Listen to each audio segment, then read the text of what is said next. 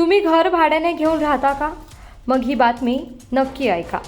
केंद्र सरकारने भाडे करार 2025चे नवीन नियम लागू केले आहेत. आता घरमालक मनमानी पद्धतीने भाडेवाढ करू शकणार नाही.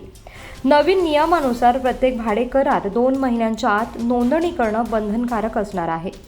नाहीतर घरमालकाला 5,000 रुपयांचा दंड भरावा लागू शकतो. तसंच सिक्युरिटी डिपॉझिट फक्त 2 महिन्यांच्या भाडं इतकंच घेता येणार आहे. भाडेवाढ करायची असेल तर आधी भाडेकरूला नोटीस देणं बंधनकारक असेल.